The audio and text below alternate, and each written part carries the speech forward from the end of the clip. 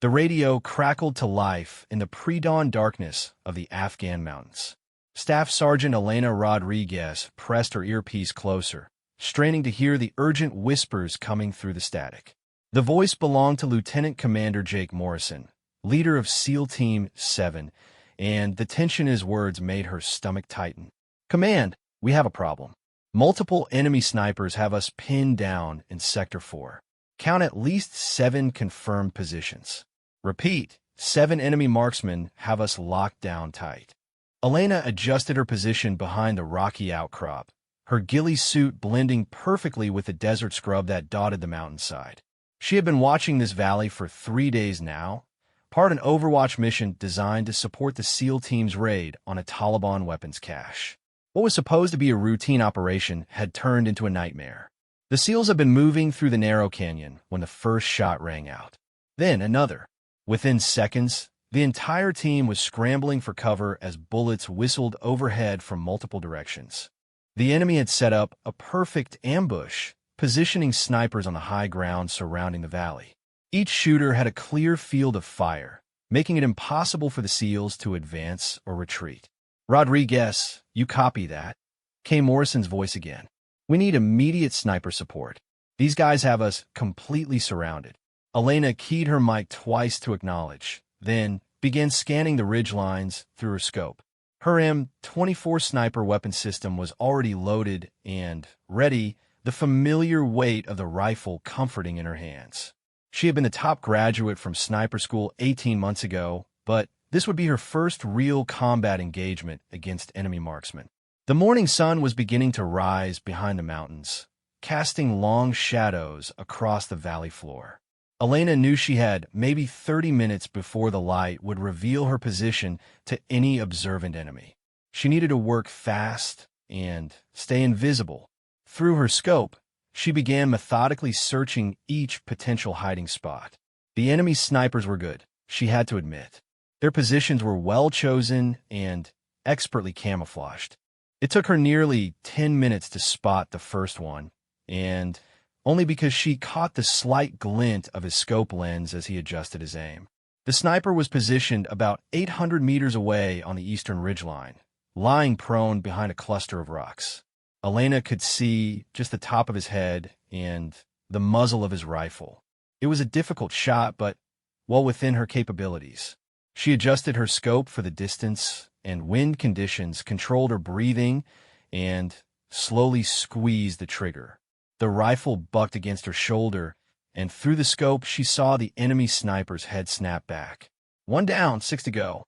Nice shot, Rodriguez," Morrison whispered over the radio. "That came from the eastern ridge. We saw him drop, but we're still taking fire from at least 6 other positions." Elena was already searching for the next target.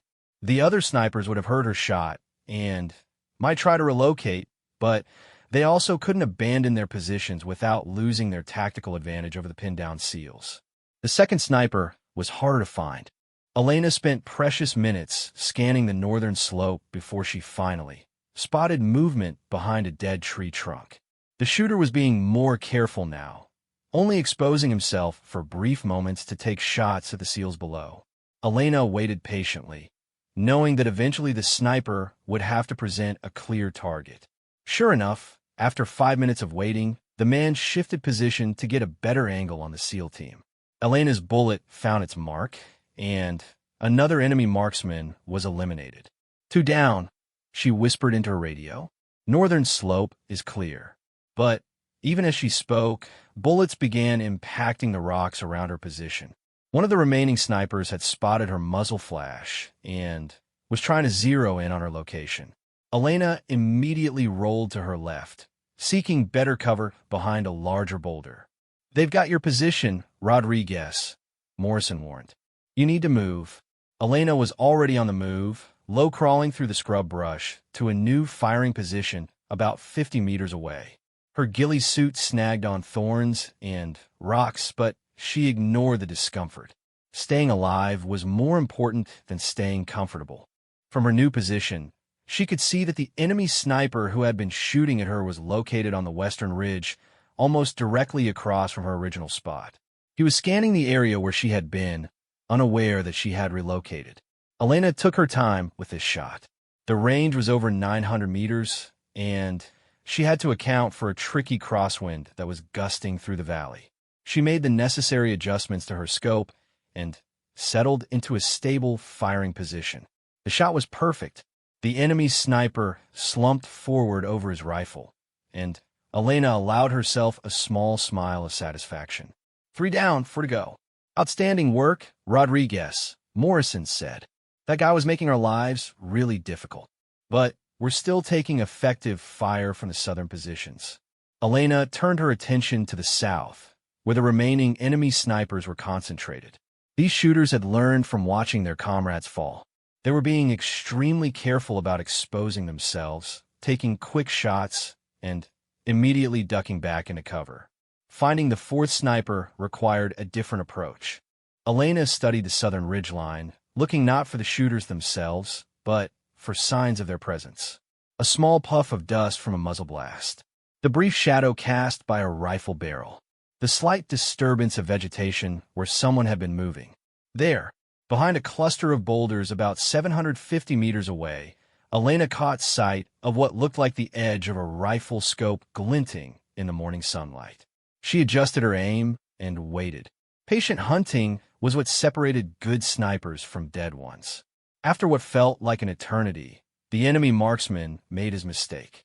He rose slightly to get a better view of the SEAL positions below, exposing just enough of his head and shoulder for Elena to get a clean shot.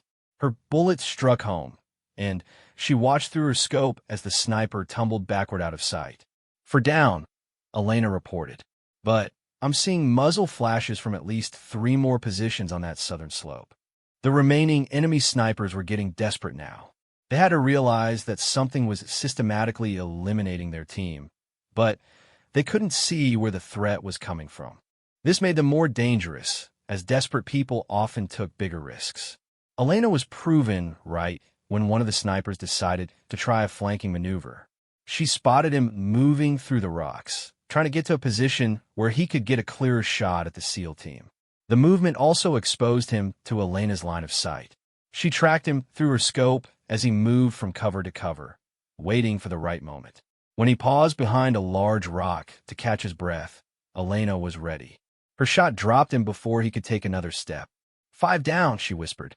One to try to reposition and paid for it. Copy that. We're still taking fire from 2 positions, Morrison replied. These last 2 are being really careful. Elena knew that the final 2 snipers would be the most difficult. They had watched 5 of their teammates get picked off by an unseen shooter, and they would be operating with maximum caution.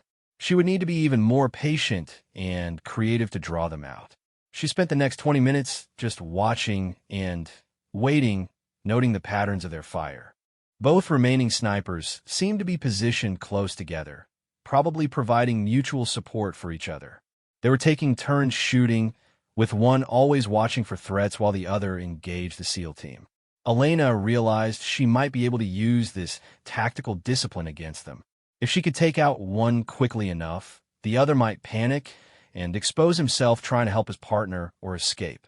The opportunity came when one of the snipers made a longer series of shots, trying to keep the SEALs pinned down while his partner repositioned. The sustained fire gave Elena a clear indication of his exact location, and she was able to line up a perfect shot. Her bullet found its target, and immediately she shifted her aim to where she thought the second sniper might be. Sure enough, she saw movement as the last enemy marksman tried to reach his fallen comrade. Elena's final shot of the engagement was her longest yet, nearly 1,000 meters across the valley. But her aim was true, and the last enemy sniper fell silent. All targets eliminated, Elena reported, her voice calm despite the adrenaline coursing through her veins. 7 enemy snipers down. You're clear to move. The radio was quiet for a moment before Morrison's voice came back, filled with amazement and respect. Rodriguez, that was the most incredible display of marksmanship I've ever witnessed. 7 confirmed kills in under 2 hours, all at long range. You just saved all our lives. Elena began packing up her equipment, already thinking about the extraction route back to base. The mission wasn't over yet, and the enemy might send reinforcements once they realized their sniper team had been eliminated. As she prepared to move out, Elena reflected on what had just happened. She had trained for situations like this, but the reality was different from any exercise.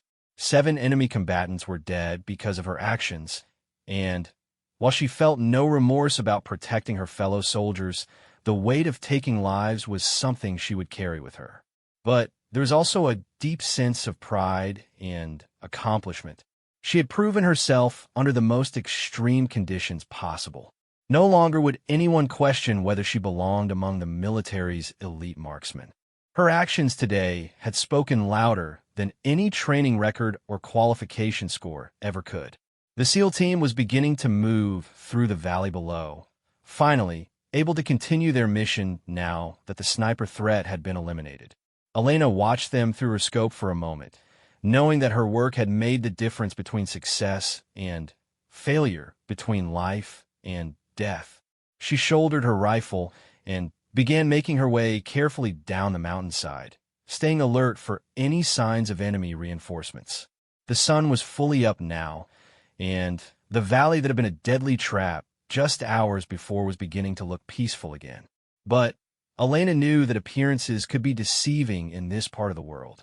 The enemy was adaptive and resourceful, and they would learn from what had happened here today. She would need to be ready for whatever came next. 3 weeks after the valley engagement, Elena found herself sitting in a cramped briefing room at Forward Operating Base Chapman. The fluorescent lights buzzed overhead as she studied the intelligence photos spread across the metal table. Colonel Sarah Matthews, the base's intelligence officer, pointed to aerial surveillance images showing a fortified compound nestled in the mountains near the Pakistani border. "This is Hassan al-Rashid's stronghold," Colonel Matthews explained, her voice carrying the weight of months of frustrating intelligence work. "He's been coordinating Taliban sniper operations across 3 provinces. Our sources indicate he's planning something big, and we need to stop him before he can execute it." Elena nodded, studying the compound's layout. The structure was built into the mountainside like a fortress, with multiple defensive positions and clear fields of fire in every direction. It would be nearly impossible to assault directly without massive casualties. "What's the mission profile?" Elena asked, though she suspected she already knew the answer. "Reconnaissance and elimination," Colonel Matthews replied. "We need you to get close enough to confirm al-Rashid's presence, and if the opportunity presents itself, take him out. The man has trained dozens of snipers who are now operating throughout the region. Remove him, and we disrupt their entire training pipeline." Lieutenant Commander Morrison entered the briefing room, carrying additional intelligence files.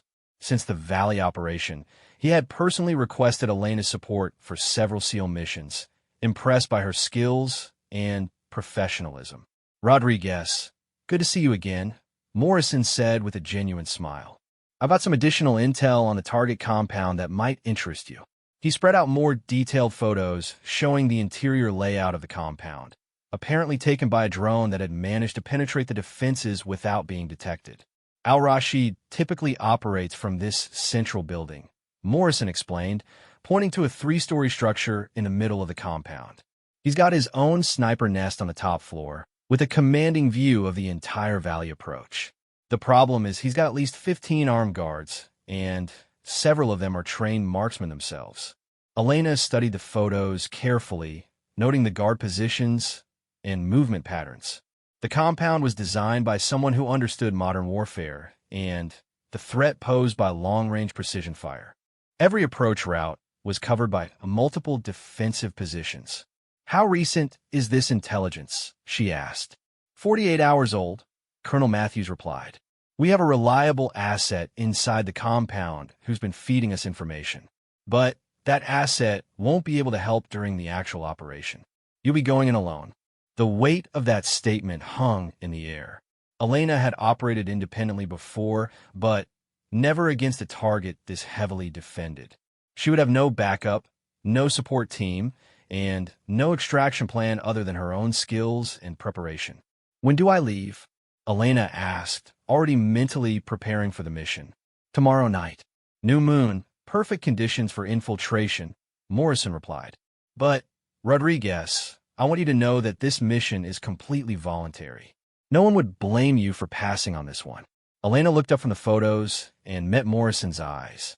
The concern there was genuine, and she appreciated it. But she also knew that she was probably the only person on the base with the skills necessary to complete this mission successfully. "I'll do it," she said simply. "Al-Rashid has been responsible for too many American deaths. It's time someone returned the favor." The next 24 hours passed in intensive preparation. Elena studied every available piece of intelligence on the target compound, memorizing guard rotations, building layouts, and potential escape routes. She test-fired her rifle multiple times, ensuring that every component was functioning perfectly. The M24 had served her well in the valley, but for this mission she would be carrying the newer M2010 enhanced sniper rifle, capable of accurate fire at even longer ranges. She also spent time in the base's gym, maintaining her physical conditioning.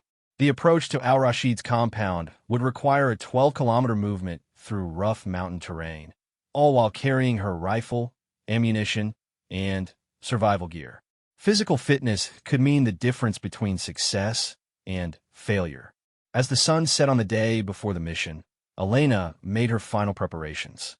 She loaded her magazines with match-grade ammunition, checked her ghillie suit for any damage, and tested her night vision equipment. Every piece of gear was essential, and any failure could prove fatal. Captain David Chun, the base's medical officer, stopped by her quarters for a final check. "Everything looks good, Rodriguez," he said after taking her vital signs. "Heart rate and blood pressure are normal, which is impressive considering what you're about to do. How are you feeling mentally?" Elena considered the question carefully.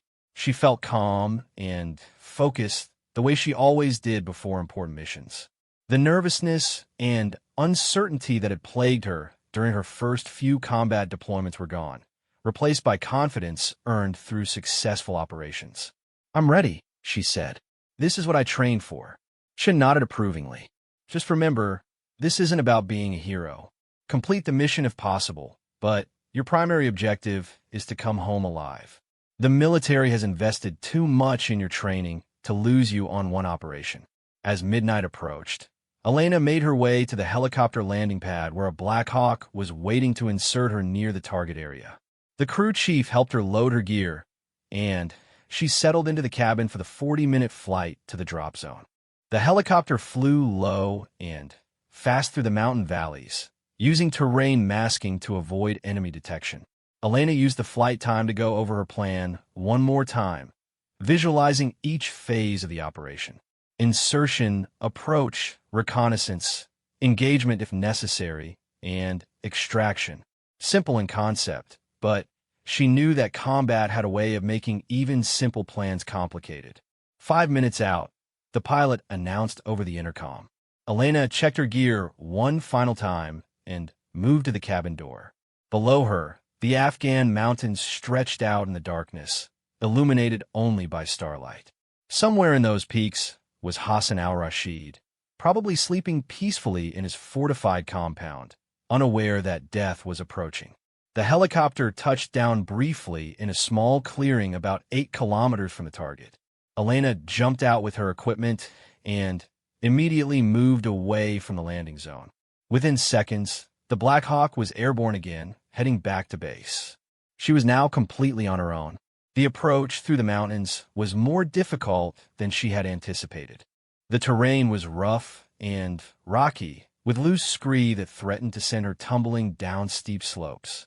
She had to move carefully to avoid making noise, stopping frequently to listen for any signs of enemy patrols. After 3 hours of careful movement, Elena reached a ridgeline that gave her a clear view of al-Rashid's compound about 1,200 meters away.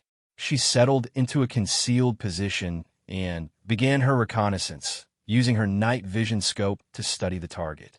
The compound was exactly as the intelligence photos had depicted, but Elena could see details that hadn't been visible in the aerial imagery. Guard positions were marked by the faint glow of cigarettes and the occasional movement of shadowy figures. She counted at least 20 defenders, more than the intelligence estimate had suggested. Elena spent the next 2 hours watching and learning the compound's rhythm. She noted when guards changed positions, how often patrols moved through the outer perimeter, and which areas seemed to have the lightest security coverage. Most importantly, she confirmed that Hassan al-Rashid was indeed present. Through her scope, she watched him emerge onto the balcony of the central building just before dawn. Even at 1,200 meters, she could see that he matched the photos in her intelligence packet. Tall, bearded, with the confident bearing of a man accustomed to command. Al-Rashid spent several minutes on the balcony, apparently enjoying the morning air and surveying his domain. Elena had a clear shot, well within the capabilities of her rifle and her own skills. But she held her fire, waiting for a better opportunity when there would be fewer guards around to interfere with her escape. As the sun rose higher, Al-Rashid returned inside, and Elena settled in to wait for another opportunity. She knew that patience was one of the sniper's greatest weapons, and she was prepared to wait as long as necessary to complete her mission. The day passed slowly as Elena maintained her watch on the compound. She saw Al-Rashid twice more, but both times he was surrounded by guards and only exposed for a few seconds. Elena knew she could make either shot, but the follow-up escape would be much more difficult with the entire compound on alert. As evening approached, Elena noticed a change in the compound's activity level. Vehicles were arriving, and she could see increased movement throughout the facility. Through her scope, she watched as Al-Rashid emerged to greet what appeared to be other high-ranking Taliban leaders. This was the opportunity she had been waiting for. The compound's attention was focused inward on the meeting, and security seemed more relaxed than it had been all day. Al-Rashid was standing in an open area near the main building, engaged in animated conversation with his visitors. Elena made her final preparations. Range, 1,247 meters. Wind, minimal, slight crosswind from the east. Temperature, cooling rapidly as the sun set behind the mountains. She made the necessary adjustments to her scope and settled into her final firing position. Through the crosshairs, she could see Al-Rashid clearly. He was gesturing emphatically as he spoke, apparently explaining some aspect of his operations to his guests. Elena controlled her breathing, feeling her heart rate slow as she entered the focused state that all snipers knew. Slowly, steadily, she began to apply pressure to the trigger. The rifle would fire at exactly the moment when everything was perfect: her breathing, her aim, her stability. There was no rush, no urgency, just the patient application of skills learned through years of training and months of combat experience. The rifle bucked against her shoulder, and Elena immediately began preparing for her extraction, even as she watched the bullets impact through her scope. Al-Rashid dropped instantly, the heavy .300 Winchester Magnum round striking him center mass and eliminating him before he could even realize what was happening. The compound erupted into chaos as guards rushed toward their fallen leader, and others began scanning the surrounding mountains for the source of the shot. Elena was already moving, gathering her equipment, and beginning the long journey back to her extraction point. Behind her, she could hear shouting and the sound of vehicles starting up. Al-Rashid's men would organize a search, but they would be looking for a team of assailants, not a single sniper who was already melting away into the darkness of the Afghan mountains. Elena's escape from Al-Rashid's compound became a deadly game of hide and seek that lasted 3 days. The Taliban leader's death had triggered the largest manhunt in the region's recent history, with over 200 fighters combing the mountains for the sniper who had eliminated their commander. By dawn of the first day, Elena had managed to put 8 kilometers between herself and the compound, but she could already hear the distant sound of search helicopters. The enemy had mobilized quickly and efficiently, demonstrating a level of organization that concerned her. These weren't poorly trained militia fighters. They were experienced combatants who understood how to conduct military operations. Elena found shelter in a small cave system that honeycombed the limestone cliffs of the region. The caves were barely large enough for her to crawl into, but they provided concealment from both ground searchers and aerial surveillance. She settled in to wait out the initial search sweep, knowing that the enemy's enthusiasm would eventually give way to frustration and reduced vigilance. From her hiding place, Elena could hear the search teams passing nearby. They were being thorough and systematic, checking every possible hiding spot within a 5-kilometer radius of the compound. She listened as they communicated by radio, their voices carrying clearly in the thin mountain air. The conversations she overheard were enlightening and troubling. Al-Rashid had indeed been planning something significant before his death. References to the American base and massive casualties suggested that Elena's mission had prevented a major attack on her own forward operating base. The intelligence had been correct about stopping Al-Rashid, but they had underestimated the scale of what he was planning. More concerning were the references to the woman's sniper that she heard repeatedly. Somehow, the enemy knew that Al-Rashid had been killed by a female marksman. This suggested they had either observed her during the shooting or had intelligence sources that were more capable than anyone had realized.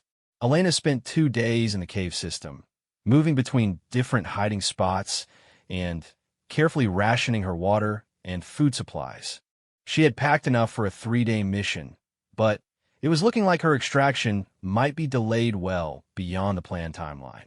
On the second evening, her radio crackled to life with a weak transmission from her base. The signal was barely audible through the static and interference caused by the mountains, but she could make out the essential information. Extraction had been postponed indefinitely due to heavy enemy activity in the area. She was on her own until the situation calmed down. Elena acknowledged the transmission with a brief click of her radio, then settled in for what she knew would be a longer ordeal than originally planned. Survival in hostile territory was part of her training, but the reality was always more challenging than any exercise. The third day brought new dangers. Elena awoke before dawn to the sound of dogs barking in the distance. The enemy had brought in tracking animals, and her scent trail from 3 days ago might still be detectable. She needed to move, and quickly. Elena emerged from her cave and began working her way higher up the mountain, staying on rocky ground that would leave minimal scent traces. The dogs were still several kilometers away, but they were definitely moving in her direction. She could hear their handlers calling to each other as they worked the trail. The higher elevation offered better concealment, but also presented new challenges. The air was thinner, making physical exertion more difficult, and the temperature dropped significantly as evening approached. Elena's survival gear included warm clothing, but she would need to be careful about hypothermia if she was forced to spend another night in the open. As she climbed higher, Elena gained a commanding view of the search operation below. Through her binoculars, she could see teams of fighters moving through the valleys, following a search pattern that was clearly being coordinated by someone with military training. Vehicle-mounted radios connected the various teams, and Elena could see that they were systematically checking every possible hiding place. But she also noticed something that gave her hope. The search teams were concentrated in the areas closest to Al-Rashid's compound, and the outer perimeter seemed less heavily guarded. If she could work her way around to the far side of the mountain range, she might be able to break out of the encirclement and reach more friendly territory. Elena began planning a route that would take her through the highest, most difficult terrain. It would be physically demanding and potentially dangerous, but it offered the best chance of avoiding the search teams. She started moving immediately, knowing that every hour of delay increased the chance that the enemy would tighten their noose around her position. The climb through the high country proved to be one of the most challenging physical ordeals of Elena's military career. The terrain was steep and treacherous, with loose rock that threatened to start avalanches with every step. She had to rope down several cliff faces, using mountaineering skills that she had learned in advanced training, but had never expected to use in combat. As night fell, Elena found herself on a narrow ledge about 4,000 meters above sea level. The temperature had dropped well below freezing, and she was forced to use her emergency shelter to avoid frostbite. The small bivouac provided minimal protection from the wind, but it was enough to keep her alive until morning. Elena spent the night listening to radio communications from the search teams below. Their frustration was obvious, and she could tell that the search was beginning to lose momentum. 3 days of intensive effort had produced no results, and commanders were starting to question whether the sniper was still in the area. This gave Elena hope, but she also knew that her own situation was becoming critical.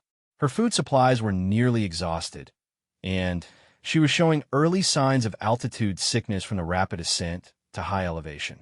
She needed to reach lower ground and friendlier territory soon, or survival itself would become impossible. The fourth day dawned clear and cold, with excellent visibility across the mountain range. Elena could see for dozens of kilometers in every direction, which allowed her to plot a route that would avoid the remaining search teams. But the clear weather also meant that enemy spotters would have an easier time seeing her if she made any mistakes. Elena began her descent toward the northern slopes, moving carefully to avoid silhouetting herself against the sky. The route took her through a series of interconnected valleys that offered concealment, but also channeled her movement in predictable directions. She had to assume that the enemy understood the terrain as well as she did, and would position observers along the most likely escape routes. Her assumption proved correct when she spotted a 2-man observation post positioned on a ridgeline that overlooked the main valley. The observers were well positioned and alert, scanning the surrounding terrain through binoculars. Elena would have to eliminate them or find an alternate route that would add hours to her journey. Elena chose to wait and observe the observation post, looking for patterns in the guard behavior that she could exploit. After 2 hours of watching, she noticed that the 2 men alternated between active observation and periods of rest. During the rest periods, their attention was focused inward on their own conversations rather than outward on potential threats.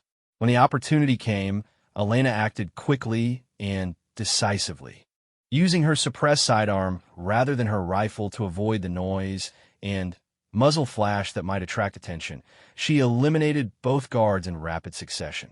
The engagement was over in less than 10 seconds, and she immediately moved away from the area to avoid any potential reinforcements. The elimination of the observation post opened up Elena's escape route, but it also started a countdown. When the guards failed to report in at their next scheduled communication time, the enemy would know that someone had broken through their perimeter. She had perhaps 4 hours before they realized what had happened and reorganized their search.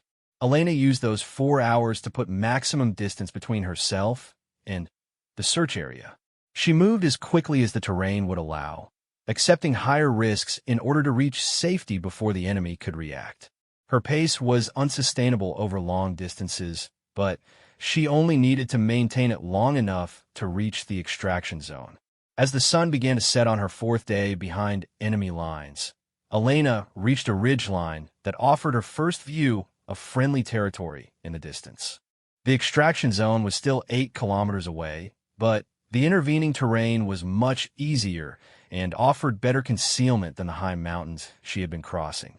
Elena activated her emergency beacon for the first time since the mission began, sending a brief burst transmission that would alert her extraction team to her approximate location. The signal could be detected by enemy forces as well, but she was far enough from the main search area that she felt the risk was acceptable. The response came within 20 minutes. A coded radio transmission informed her that extraction helicopters would be in the area within 2 hours and provided her with specific coordinates for the pickup. Elena felt a surge of relief as she realized that her ordeal was almost over. She spent the final 2 hours of her escape making her way carefully toward the extraction point, staying alert for any signs of enemy forces that might have detected her beacon transmission. The extraction zone was a small clearing in a valley that offered good landing conditions for helicopters, but limited defensive positions for someone waiting on the ground. Elena reached the clearing with 30 minutes to spare before the scheduled pickup time. She used the time to conduct a thorough reconnaissance of the area, ensuring that no enemy forces were positioned to ambush the extraction helicopters.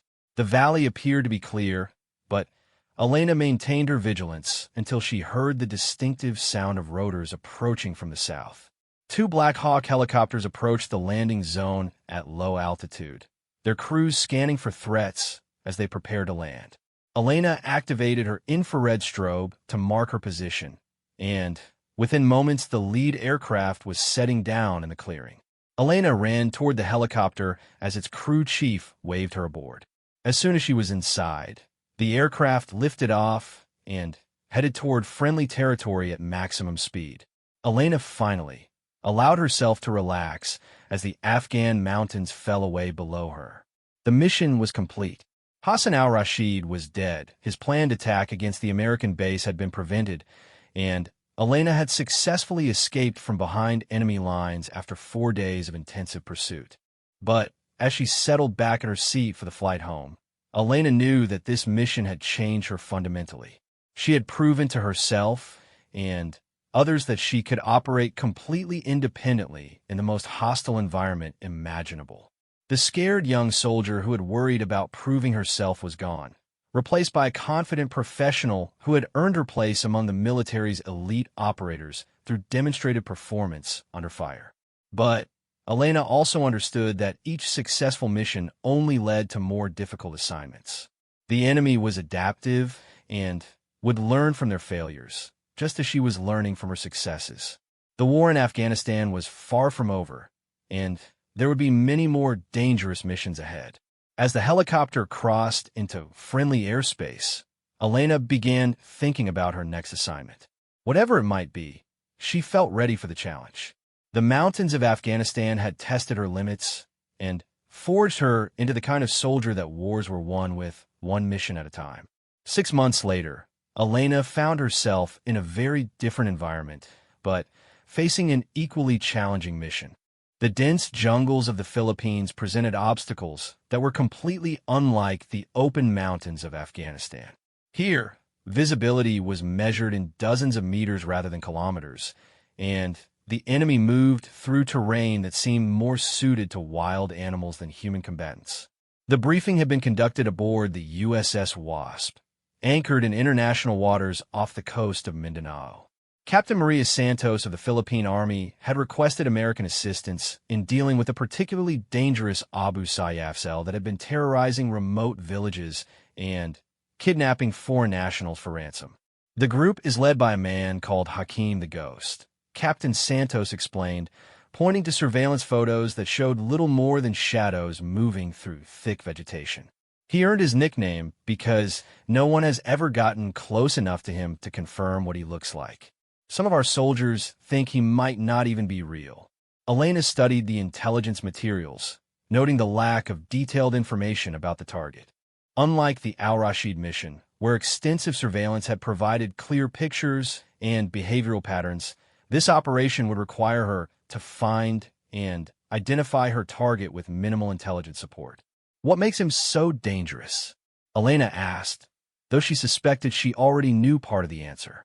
Lieutenant Commander Morrison, who had been assigned to coordinate American support for the operation, answered her question.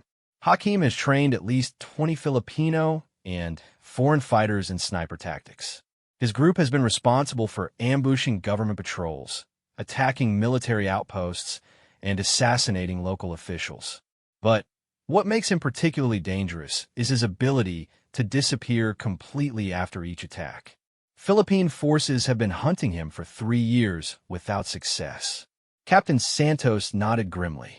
Our best estimates put his base camp somewhere in the interior mountains, but the area is hundreds of square kilometers of some of the most difficult terrain in the world. Dense jungle, steep ravines, and numerous caves that could hide a small army. Elena examined topographical maps of the region, noting the complexity of the terrain. The area was crisscrossed with rivers, covered in triple canopy jungle, and dotted with limestone formations that created extensive cave systems. It would be like trying to find a specific person in a city-sized maze where every street looked identical. "What's my insertion method?" Elena asked, already beginning to formulate a plan based on the available information. "Small boat to a beach about 20 kilometers from the suspected area," Morrison replied. "From there, you'll be completely on your own. No radio contact, no extraction schedule, and no backup support. This has to look like a completely Philippine operation to avoid diplomatic complications." Elena nodded, understanding the political sensitivities involved. The Abu Sayyaf group had connections to international terrorist organizations, and any obvious American involvement could create problems for both governments. She would be operating under complete deniability, with no official support if things went wrong. The insertion phase went smoothly, with Elena coming ashore on a deserted beach during a moonless night. The Philippine Navy patrol boat that had brought her and disappeared into the darkness within minutes, leaving her alone on a coast that seemed completely untouched by modern civilization. Elena's first challenge was simply navigating through terrain that was unlike anything in her previous experience. The jungle was so dense that she could rarely see more than 10 meters in any direction, and the ground was covered with vegetation that made silent movement nearly impossible. She had trained in jungle environments, but training could never fully prepare someone for the reality of operating in a living ecosystem that seemed actively hostile to human intrusion. Every surface was covered with moisture that soaked through her equipment. Insects attacked constantly despite her repellent, and the sounds of the jungle masked any audio cues that might indicate enemy presence. Elena spent her first 2 days simply learning to move effectively through the environment. She developed techniques for pushing through dense vegetation without creating noise, found ways to cross streams without leaving obvious traces, and learned to identify the natural sounds of the jungle versus the artificial sounds that might indicate human activity. On her 3rd day in the jungle, Elena found her first signs of the enemy. A barely visible trail that had been cut through the vegetation, probably used for moving supplies between camps. The trail showed signs of recent use, with broken branches that hadn't yet had time to heal and footprints in muddy areas that couldn't have been more than a few days old. Elena began following the trail, moving parallel to it rather than directly on it to avoid potential booby traps or observation posts. The trail led generally northwest, climbing into the mountainous interior where Captain Santos had suspected the enemy base might be located. Following the trail required extreme patience and caution. Elena could only move a few hundred meters per hour while maintaining proper stealth and security. She had to assume that the trail was under observation, either by sentries or by automated devices that might alert the enemy to intruders. Her caution was justified when she discovered the first security position, a small bunker constructed from logs and earth, positioned to overlook a natural choke point where the trail crossed a stream. Elena observed the position for several hours before determining that it was unmanned, probably used only when the enemy expected potential threats. The unmanned bunker told Elena several important things about her quarry. They were security conscious enough to build defensive positions, but lacked the manpower to keep them constantly manned. This suggested that Hakim's group was smaller than intelligence estimates had indicated, probably no more than 15 or 20 fighters total. Elena continued following the trail system for 3 more days, discovering 2 additional unmanned security positions and several campsites that showed signs of recent use. The pattern of movement suggested that the enemy was rotating between different locations, probably to avoid creating detectable patterns that could be exploited by government forces. On her 6th day in the jungle, Elena heard voices for the first time. She was moving along a ridgeline when she detected the sound of men talking in what sounded like Tagalog mixed with Arabic. The voices were coming from a valley below her position, hidden by the thick canopy, but close enough that she could hear individual words. Elena moved carefully toward the sound, using every concealment technique she had learned to avoid detection. The jungle canopy was so thick that she was able to get within 50 meters of the voices before she could actually see the speakers. Through her binoculars, Elena observed a group of 4 men sitting around a small fire, apparently taking a meal break during a patrol or movement. They were armed with AK-47 rifles and appeared relaxed, suggesting they felt secure in their territory. None of them matched the few physical descriptions of Hakim that intelligence had been able to gather. Elena remained in position for over an hour, watching and listening to the group. Their conversation revealed useful information about their organization's structure and recent activities. They mentioned a central camp that was still several kilometers away, and made references to recent training activities that suggested Hakim was indeed actively preparing his fighters for future operations. Most importantly, Elena overheard references to an upcoming meeting between Hakim and representatives from another terrorist cell. The meeting was scheduled for the next evening at what they called the Old Spanish Fort, a location that wasn't identified on any of Elena's maps, but sounded like it might be a colonial-era structure. After the group finished their meal and moved on, Elena began searching for this mysterious Spanish fort. The Philippines had been a Spanish colony for over 3 centuries, and remote areas often contained ruins from that period. If such a structure existed in this area, it would likely be on high ground with good defensive characteristics. Elena's search led her higher into the mountains, following what appeared to be an ancient stone road that had been almost completely reclaimed by the jungle. The road showed signs of recent use, with vegetation that had been cut back to allow easier passage. As evening approached on her 7th day in the jungle, Elena discovered the Spanish fort. It was indeed a colonial-era structure, probably built in the 18th century to control movement through the mountain passes. The fort was partially ruined but still defensible, with stone walls that provided excellent cover and observation points. More importantly, Elena could see signs of recent occupation. Temporary shelters had been erected within the fort's walls, and she could see equipment and supplies that indicated a significant group was using the location as a base. This was almost certainly where tomorrow's meeting would take place. Elena found an observation position on a hill overlooking the fort, about 400 meters away. The distance was well within her effective range, and the elevated position gave her a clear view of the entire structure. She settled in to wait for the meeting, knowing that this might be her only opportunity to accomplish her mission. The next evening brought a steady stream of arrivals at the fort. Elena counted at least 15 fighters, all armed and moving with the discipline of experienced combatants. Vehicles arrived along hidden trails, bringing what appeared to be senior members of the organization. As darkness fell, Elena saw a figure emerge from the main building of the fort. Even at 400 meters distance, there was something distinctive about the man's bearing and the way other fighters deferred to him.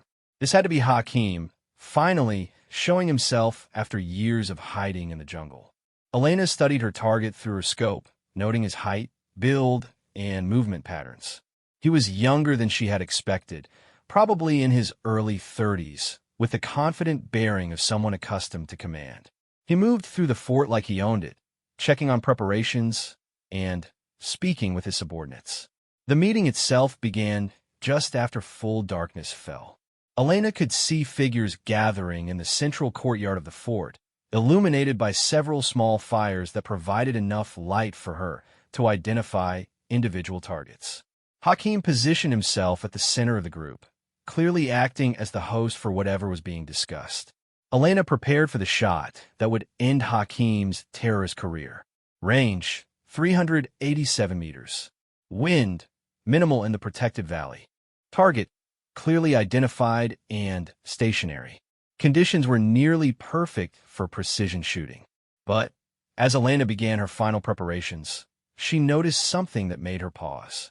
Additional figures were moving in the shadows around the fort's perimeter, and she caught glimpses of what appeared to be government soldiers taking up positions in the surrounding jungle. Captain Santos had apparently decided not to rely entirely on American assistance. Philippine forces had somehow tracked the meeting location and were preparing their own operation to capture or eliminate the terrorist leadership. Elena realized that she was about to become part of a much larger battle than she had anticipated. The question now was whether to take her shot immediately before the Philippine assault began, or wait to see how the situation developed. Either choice carried significant risks, but Elena had learned that in combat, hesitation was often more dangerous than action. As she watched Hakim through her scope, Elena made her decision. The mission was clear, and the opportunity was perfect. Whatever else happened tonight, Hakim the Ghost would finally be held accountable for his crimes against innocent people. Elena controlled her breathing, steadied her aim, and began the familiar process of applying pressure to her trigger. In a few seconds, the most wanted terrorist in the Philippines would be dead, and his organization would be left without its most important leader. Elena's finger was applying the final pressure to her trigger when the first explosion rocked the Spanish fort. Philippine forces had initiated their assault with a coordinated mortar barrage that turned the ancient stone structure into a deadly maze of flying debris and collapsing walls. Through her scope, Elena watched as Hakim threw himself behind cover. His meeting dispersed in an instant as terrorists and government soldiers began exchanging fire throughout the fort. The careful shot she had been preparing was no longer possible as her target disappeared into the chaos of a full-scale battle. Elena immediately shifted her role from assassin to battlefield observer, using her elevated position to track the flow of the engagement below. The Philippine forces had achieved complete surprise, surrounding the fort before launching their attack. But the terrorists were responding with the discipline of experienced fighters. Hakim reappeared from behind a collapsed wall, shouting orders to his men as he organized their defense. Even in the confusion of battle, Elena could see that he was an effective leader, directing his fighters to positions that would maximize their defensive capabilities. But she also noticed that he kept moving, never staying in one location long enough for her to line up a clear shot. The battle raged for over an hour, with neither side able to gain a decisive advantage. The Philippine forces had superior numbers and heavier weapons, but the terrorists knew the fort's layout and had prepared defensive positions. Every attempt to advance into the structure was met with accurate fire that forced the attackers back. Elena realized that her unique position gave her the opportunity to tip the balance of the engagement. While she couldn't get a clear shot at Hakim, she could target other terrorist fighters who were causing the most problems for the advancing Philippine soldiers. Her first target was a terrorist sniper who had taken position in the fort's highest tower. The man was systematically picking off Philippine soldiers who tried to advance across the open ground leading to the fort's main entrance. Elena adjusted her scope for the 400-meter shot and eliminated the sniper with a single round to the chest. The effect was immediate. Philippine forces began advancing more aggressively now that the devastating fire from the tower had been silenced. Elena shifted her attention to other high-value targets, looking for terrorist fighters who were directing their comrades or operating crew-served weapons.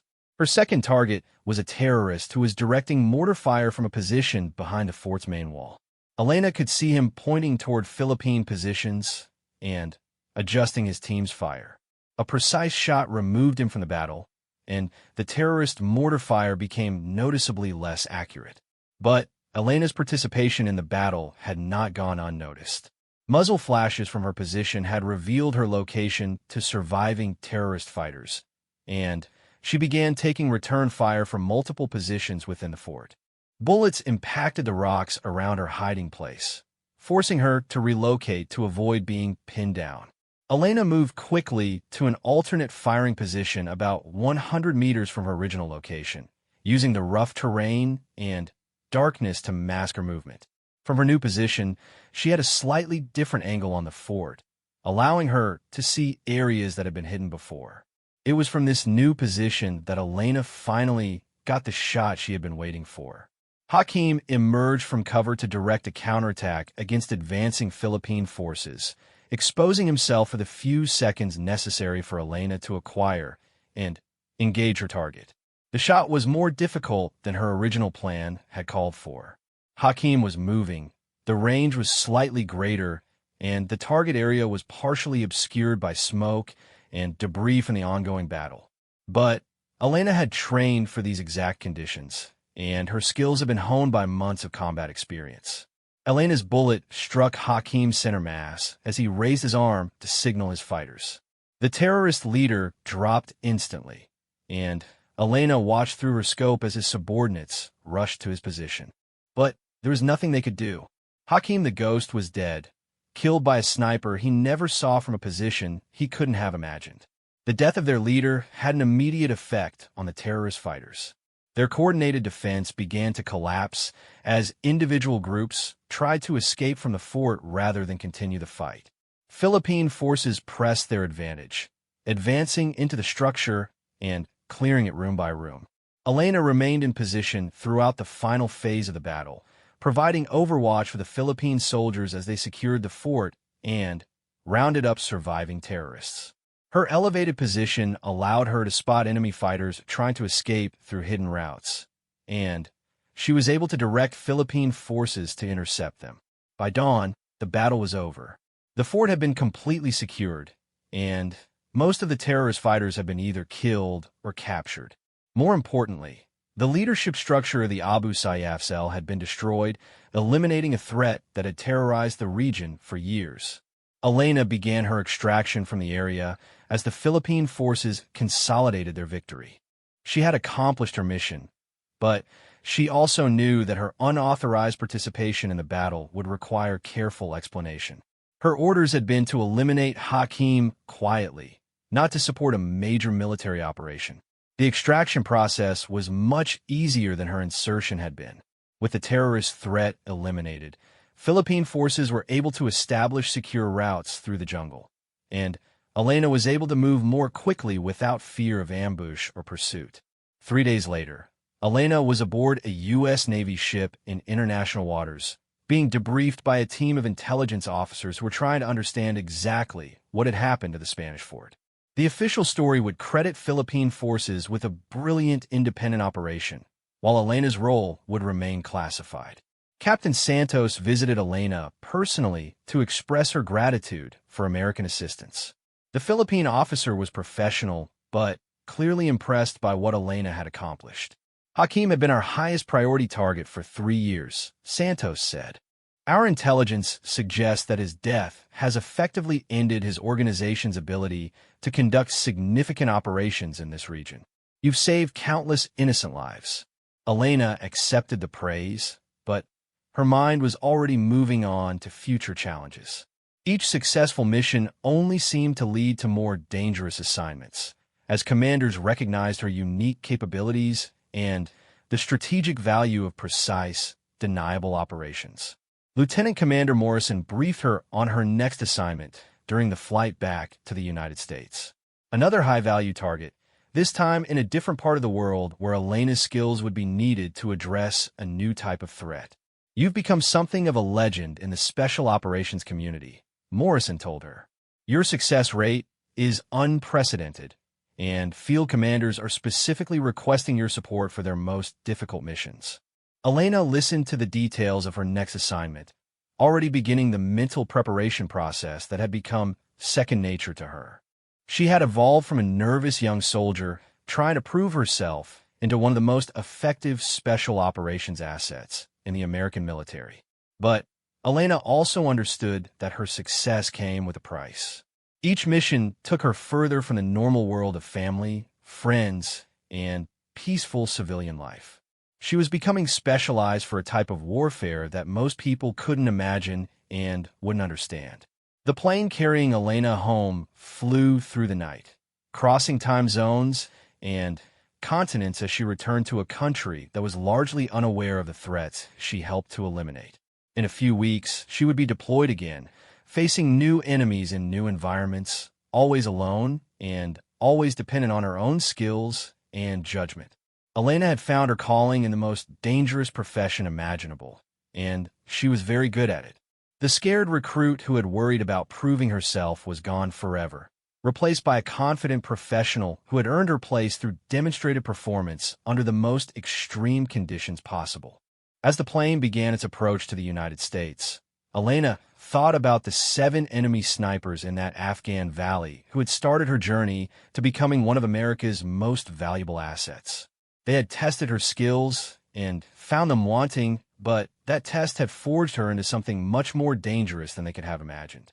The whispered concern of those SEALs, too many enemy snipers had become the catalyst for creating someone who could eliminate any threat anywhere in the world with the precision and invisibility that only the very best snipers could achieve.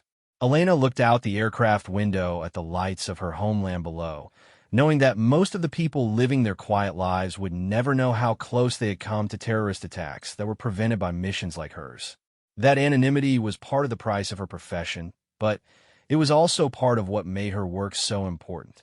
Tomorrow would bring new briefings, new targets, and new challenges.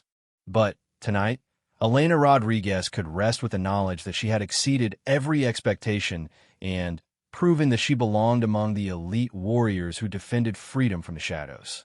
The journey from uncertain recruit to legendary operator was complete, but her war was just beginning.